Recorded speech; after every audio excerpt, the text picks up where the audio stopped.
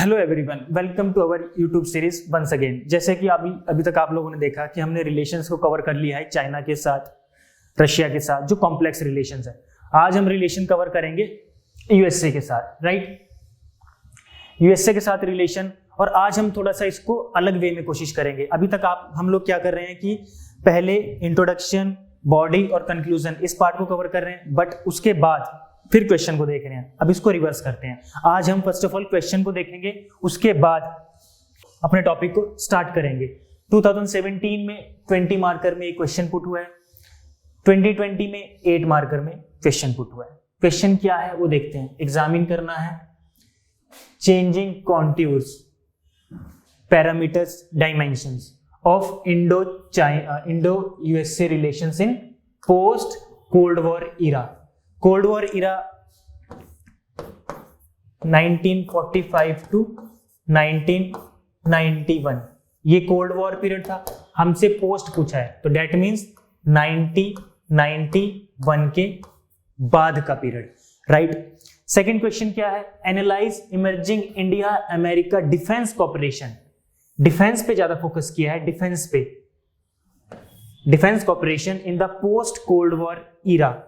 Question का जो formation है सेम है, बट कॉन्ट्यूर, इसमें डायमेंशंस ज्यादा पूछे हुए हैं, इसमें पर्टिकुलरली डिफेंस पे फोकस किया गया है। तो फिर आज हम शुरू करते हैं अपनी क्लास को एक यूनिक वे में। यूनिक वे कैसे? पहले हमने क्वेश्चन को डिस्कस किया, अब हम टॉपिक को डिस्कस कर रहे हैं। लेकिन रिसेंटली हमने क्या क्या किया है, पहले हम टॉपिक डिस्कस करते थे, फिर हम क्वेश्चन को डिस्कस करते थे। फर्स्ट ऑफ ऑल अगर स्टार्ट करें यूएसए के साथ, तो रिसेंटली अभी क्या हुआ है, 2+2 की डायलॉग हुई है रशिया और इंडिया में। ये 2+2 डायलॉग क्या है, 2+2 डायलॉग क्या है, इसमें क्या है, डिफेंस मिनिस्टर और फॉरेन मिनिस्टर दोनों कंट्रीज के मिलते हैं, बैठते हैं, बातचीत करते हैं, डिफेंस पे बात करते हैं और पैरामीटर्स पे भी बात करते हैं। लेकिन जो उनका पर्टिकुलरली फोकस रहता है वो डिफेंस पे रहता है। तो defence minister of India and USA, defence minister और फॉरेन मिनिस्टर्स, ये दोनों मिनिस्टर्स बैठ के मीटिंग करते हैं, इसलिए 2+2 इंडिया और यूएसए।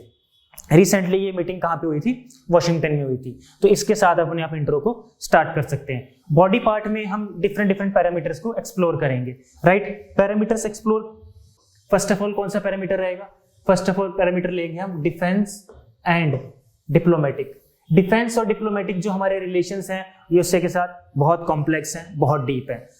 अगर हम स्टार्ट करें डिफेंस में, फर्स्ट ऑफ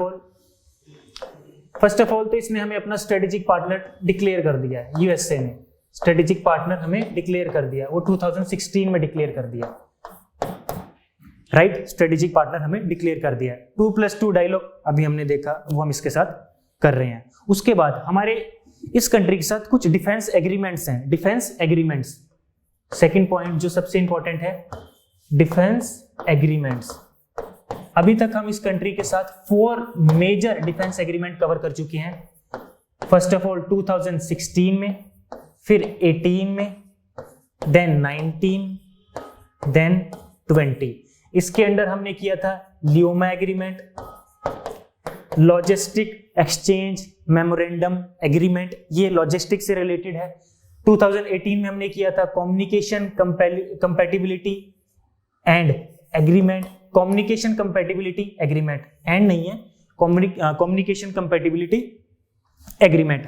2019 में हमने इसके साथ किया है इंडस्ट्री सिक्योरिटी एग्रीमेंट। ये एग्रीमेंट सारे रिलेटेड हैं डिफेंस से रिलेटेड, राइट। उसके बाद 2020 में हमने इसके साथ किया है basic exchange and cooperation agreement, LEMOA agreement, communication and compatibility agreement, industrial security agreement, और उसके बाद basic exchange and cooperation agreement. ये 4 एग्रीमेंट्स हम इस कंट्री के साथ कर चुके हैं। उसके बाद हमारा इसके साथ डिफेंस एंगेजमेंट भी है। डिफेंस एंगेजमेंट में हम बात करेंगे एक्सपोर्ट की, तो ये कंट्री हमें एक्सपोर्ट बहुत करता है, राइट। अभी इसने डिफेंस इक्विपमेंट्स हमें एक्सपोर्ट किया है, चिनूक हेलीकॉप्टर्स, अपाचे हेलीकॉप्टर्स, ये एक्सपोर्ट करता है हमें यूएसए। तो डिफेंस और डिप्लोमेटिक रिलेशंस हमारे इस कंट्री के साथ ऐसे शेयर होते हैं। और पॉलिटिकल रिलेशन, सेकेंड हम देखते हैं पॉलिटिकल रिलेशन। पॉलिटिकल रिलेशन में सबसे पहले हम देखें तो इसके साथ हम कॉमन प्लेटफॉर्म शेयर करते हैं, G20 में शेयर करते हैं, यूनाइटेड नेशन सिक्योरिटी काउंसिल में करते हैं, उसके बाद आसियान इकोनॉमिक फोरम में करते हैं, इकोनॉमिक फोरम है आसियान की, हम वहाँ पे भी इसके साथ, रीजनल फोरम है वहाँ पे भी हम इसके साथ प्लेटफॉर्म शेयर करते हैं। और हमारा एक कॉमन विजन है, पॉलिटिकली हमारा कॉमन विजन है इंडो पैसिफिक को लेके। ये क्या बोलता है, ये हम दोनों क्या बोलते हैं, free inclusive Indo Pacific region. Free inclusive, free होना चाहिए, कोई उसमें डिस्टर्बेंस नहीं होनी चाहिए, डिस्टर्बेंस ट्रेड में नहीं होनी चाहिए। तो उस सेंस में देखें तो उस रीजन को, इंडो पैसिफिक रीजन को दोनों कंट्रीज मिलके क्या बोलती है, free inclusive Indo Pacific region. Inclusive मतलब इंक्लूड हो, सारी कंट्रीज उसमें इक्वली पार्टिसिपेट करें, किसी को वहां डोमिनेंस ना मिले। ओके, तो पॉलिटिकली ये रिलेशंस है हमारे उसके साथ। इकोनॉमिकली थोड़ा ध्यान से देखना, इकोनॉमिकली थोड़ा ध्यान से देखने वाली बात है। अभी इसने हमें 2018 में हमको एलिवेट किया। एलिवेट मतलब हमारा हमको थोड़ा सा अपने साथ एक आगे वाली कुर्सी पे बिठाया। आगे वाली कुर्सी का मतलब क्या है, STA, strategic trade authorisation 1 status. ये हमें स्टेटस दिया इसने, इकोनॉमिक पर्सपेक्टिव का स्टेटस है, strategic trade authorisation tier 1 status. Tier 1 status ने अभी हमको दिया है, तो इकोनॉमिक पर्सपेक्टिव का है, उससे रिलेशन जो है इकोनॉमिकली है, तो ये स्टेटस ने हमें अभी दिया है। और सबसे इंपॉर्टेंट चीज, यूएसए जो है one of the top investment country है फॉर एफडीआई, इंडिया के लिए, इंडिया की एफडीआई के लिए one of the top investment country है ये। ओके, और जो इंडिया का मर्चेंडाइज एक्सपोर्ट है, जो गुड्स और सर्विसेज जो हम एक्सपोर्ट करते हैं, उसके लिए जो यूएसए है उसका बाजार बहुत बड़ा है और हमारे लिए वो सबसे बड़ा बाजार कहलाता है। ठीक है, तो ये 3 बातें हमें इकोनॉमिकली देखना है। उसके बाद और रिलेशंस क्या क्या देख सकते हैं हम इसके साथ, रिलेशन देख सकते हैं हम इससे सॉफ्ट डिप्लोमेसी। ये टर्म आज हम फर्स्ट टाइम इंट्रोड्यूस कर रहे हैं, सॉफ्ट डिप्लोमेसी। सॉफ्ट डिप्लोमेसी, इसके साथ साथ मैं एक अनाउंसमेंट और करने जा रहा हूं। वो अनाउंसमेंट क्या है कि अब से जितने भी वीडियोस हम लोग कवर कर चुके हैं उसके हैंड रिटन नोट्स अब हम अपने टेलीग्राम चैनल पे शेयर करने जा रहे हैं, तो उसका लिंक आपको डिस्क्रिप्शन में मिल जाएगा। तो जिसको भी थोड़ा सा और इस टॉपिक पे क्लैरिटी चाहिए और थोड़ा रिटन फॉर्मेट में उन चीजों को देखना है, तो हैंड रिटन फॉर्मेट में वो नोट्स आपको अवेलेबल टेलीग्राम चैनल पे हमारी एकेडमी के हो जाएंगे। कम टू द पॉइंट पे चलते हैं। सॉफ्ट डिप्लोमेसी, सॉफ्ट डिप्लोमेसी में कल्चरली आपको पता है ये यहां पे इमिग्रेंट्स ज्यादा जाते हैं, तो near about 4.2 million, near about 40 से 45 लाख इंडियन ओरिजिन लोग अमेरिका में रहते हैं, और ये 3rd एथनिक लार्जेस्ट ग्रुप है एशिया के अंदर। मतलब कि 40 to 45 लाख इंडियन ओरिजिन जो नागरिक है वो कहाँ रहते हैं, अमेरिका के अंदर।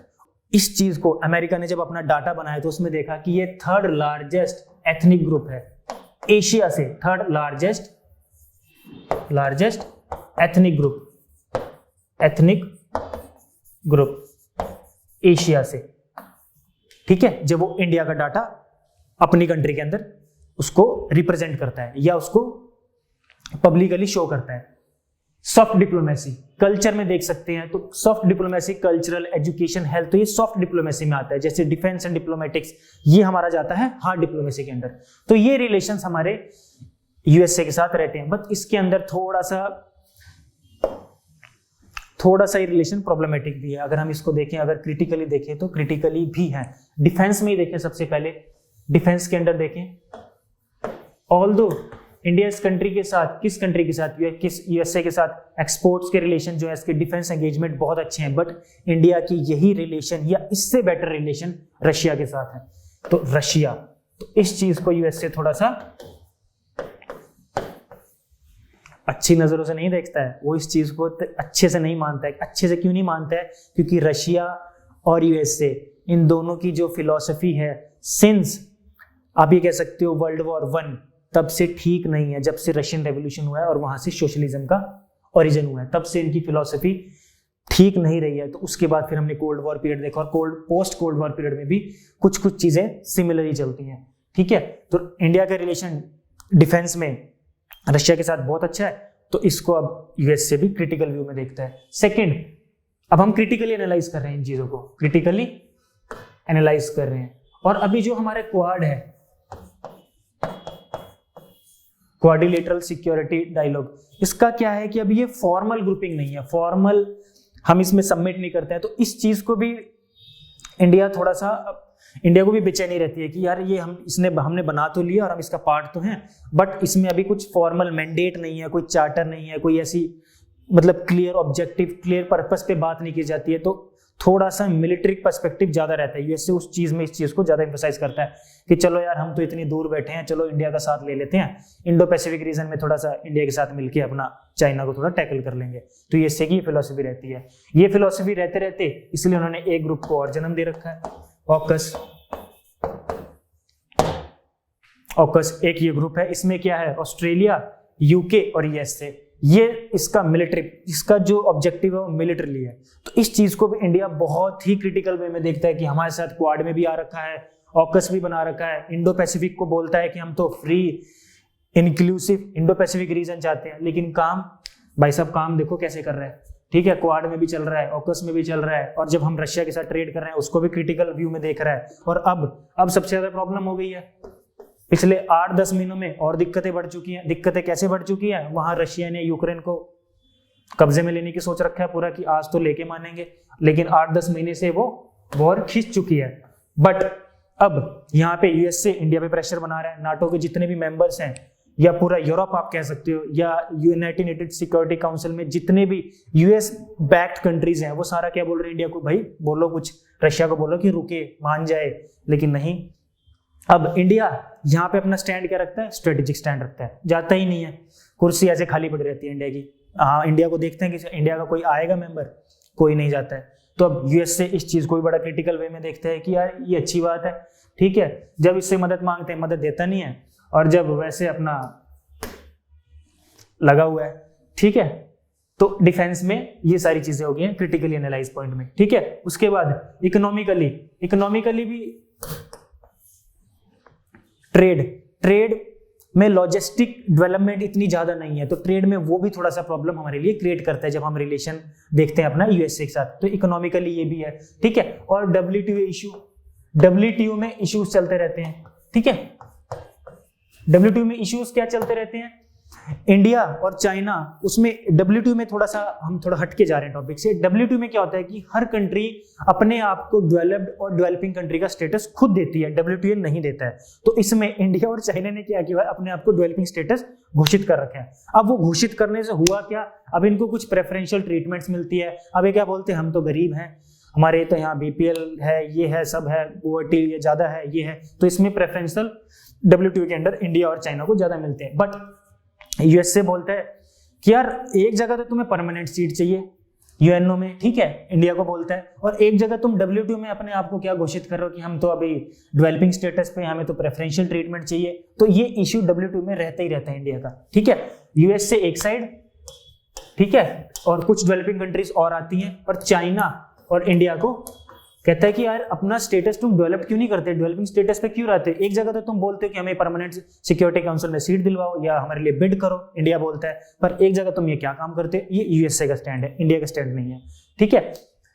अब इंडिया यूएसए के साथ तीन सेक्टर्स में थोड़ा प्रॉब्लम में रहता है। एक तो फार्मा सेक्टर में, फार्मा सेक्टर, राइट, एक फार्मा सेक्टर, एक ई कॉमर्स, और एक है डिजिटली बोले तो डाटा फ्लो। इन तीन सेक्टर में क्या रहता है कि इंडिया बैरियर ज्यादा लगाता है, मतलब डाटा लोकलाइजेशन की बात ज्यादा करता है कि जहां डाटा प्रोड्यूस हो उसकी जो बाउंड्रीज हैं, उसको जो स्प्रेड है वो डाटा लोकलाइजेशन हो, लोकलाइज रहे, वो स्प्रेड ना हो। तो डाटा को लेके इंडिया ज्यादा काम कर रहा है। तो लेकिन इस चीज को ये से काउंटर करता है कि आप थोड़ा सा इस चीज में भाई हमको सेक्टर्स खोलो, ई कॉमर्स के रूल्स इतने रिजिड मत करो कि हम इन्वेस्टमेंट ही ना कर पाए। बट तीन सेक्टर्स पे इंडिया नहीं सुनता है, इंडिया बड़ा रिजिड होकर काम करता है कि भैया बात ऐसे है, हमें अपना भी देखना है, ठीक है। आप तो चलो डेवलप्ड हो गए, हार्ड करेंसी पे काम कर रहे हो, पर अभी हम इतने ज्यादा डेवलप्ड नहीं है, तो हमें अपने ये सेक्टर थोड़े रिस्ट्रिक्ट करने होंगे, ठीक है। और इसमें आप एग्रीकल्चर भी देख सकते हो, एग्रीकल्चर में पर्टिकुलरली बात करते हैं फिशरी सेक्टर पे, वो तो बोलता है कि इन्वेस्टमेंट करो, पर नहीं, इंडिया उस चीज पे अभी इतना, मतलब आप ये कह सकते हो कि विलिंग नहीं है, ये हेजिटेंसी ज्यादा रखता है, ठीक है। इकोनॉमिकली ये रिलेशन है, क्रिटिकली एनालाइज में, डिफेंस में हम देख चुके हैं। पॉलिटिकली अगर आप देखा जाए तो पॉलिटिकली में हम ज्यादा देखेंगे कि वो रिलेशन डिप्लोमेटिक सेंस में कैसे है। डिप्लोमेटिक सेंस में कैसे है कि अभी आपने देखा कि अभी जब डोनाल्ड ट्रंप का अभी टेन्योर ओवर हो चुका है, अभी कहाँ वहां पे कौन है, जो बाइडेन है। जो बाइडेन ने क्या हुआ कि अपना अफगानिस्तान से विड्रॉ कर लिया सारी फोर्सेस। अफगानिस्तान में अभी तक तो काम कर रहे थे, ठीक है, अफगानिस्तान में अभी तक तो ठीक था, लेकिन अभी क्या किया उन्होंने रिसेंटली, यहाँ से अपनी फोर्सेस को, यूएस ट्रूप्स को विड्रॉ कर लिया। अब इंडिया के लिए प्रॉब्लम हो गई है। अब तक तो क्या था, इंडिया जो भी इन्वेस्टमेंट करता था, चलो यूएसए के सपोर्ट से वहां पे उनको थोड़ा काउंटर कर लेता था, जो भी फंडामेंटल ग्रुप या टेररिस्ट ऑर्गेनाइजेशन थे उनको कंट्रोल कर लेता था। बट अब प्रॉब्लम क्या हो गया, यहाँ से निकल चुके हैं। अब इंडिया के लिए और छापा पड़ गया। छापा क्या पड़ गया कि भाई अब अपनी इन्वेस्टमेंट भी बचानी है, ठीक है, और वहां से जो काउंटर अटैक्स होंगे, टेररिज्म या स्टेट स्पॉन्सर टेररिज्म जो भी अटैक्स होंगे उनको भी रोकना है। अब इंडिया के लिए और प्रॉब्लम हो चुकी है, इन्फिल्ट्रेशन के चांसेस ज्यादा बढ़ चुके हैं। क्यों, इस कंट्रीज में अब तो होल्ड किसका आ चुका है, तालिबान का आ चुका है, यूएस फोर्सेस विड्रॉ हो चुकी है। तो इंडिया के लिए अपने आप में एक ये पॉलिटिकल लेवल पे चैलेंज बन चुका है, ठीक है। तो इकोनॉमिकली, डिफेंस और पॉलिटिकली ये हो गया इसका क्रिटिकली एनालाइज पार्ट। अगर हम इसको कंक्लूड करें इन चीजों को कि अब रिलेशन इवॉल्व तो हो रहे हैं पोस्ट कोविड पीरियड में, पोस्ट कोल्ड वॉर पीरियड में, पोस्ट कोविड नहीं, पोस्ट कोल्ड वॉर पीरियड में, ठीक है, इवॉल्व तो हो रहे हैं। बट अब इस चीज को हम फ्यूचरिस्टिक वे में कैसे देखें कि क्या दोनों कंट्रीज कोई प्लेटफॉर्म शेयर कर रहे हैं, बावजूद ये देखते हुए कि चलो हमारे बीच में प्रॉब्लम्स हैं, बिल्कुल है। एक कार्टसा एक्ट है, CAATSA act, countering America's adversaries through sanctions. भाई जो अमेरिका के खिलाफ है, अमेरिका के जो दुश्मन है, उनको काउंटर कैसे करना है, सैंक्शन से। कौन कौन से सैंक्शन लगाएंगे, इकोनॉमिक सैंक्शन, ठीक है, मिलिट्री वे में तो नहीं, ज्यादा वे में इकोनॉमिक सैंक्शन। इसमें इसने 3 कंट्रीज को बहुत ही क्लियरली रखा हुआ है, रशिया, ईरान, नॉर्थ कोरिया। और एक बात और बोल दिया कि इन कंट्रीज के साथ जो डिफेंस ट्रेड करेगा, डिफेंस एंगेजमेंट्स करेगा, उन पर भी सैंक्शन लगाएंगे, ठीक है। बट अभी रिसेंटली इंडिया को वीवर मिला है। इसमें इंडिया को वीवर किस चीज में मिला है कि इंडिया ने रशिया के साथ एक डील करी है, S-400 डिफेंस मिसाइल सिस्टम, इसके अंडर इंडिया को मिला है वीवर। तो इंडिया को वीवर मिलने से इस चीज की सेंस कंक्लूजन में क्यों देखें हम, कंक्लूजन में इसलिए देखें क्योंकि अब ये फ्यूचरिस्टिक है। अब यूएसए भी इस चीज में देख रहा है कि चलो कोई बात नहीं, इंडिया ये चाह रहा है कि वो मल्टीपोलर लेवल पे काम करे। मल्टीपोलर मतलब पोलराइजेशन ना हो, कि सारी चीजें रशिया की तरफ ना झुके, सारी चीजें चाइना की तरफ ना झुके। यूएसए ये चीज देख रहा है एशिया के अंदर, तो उसने सोचा कि चलो इंडिया को इस चीज में वीवर दिया जाना चाहिए। और कैसे देख सकते हैं हम लोग, और हम देख सकते हैं 2005 में सिविल न्यूक्लियर डील। अरे इसको क्या हो गया, सिविल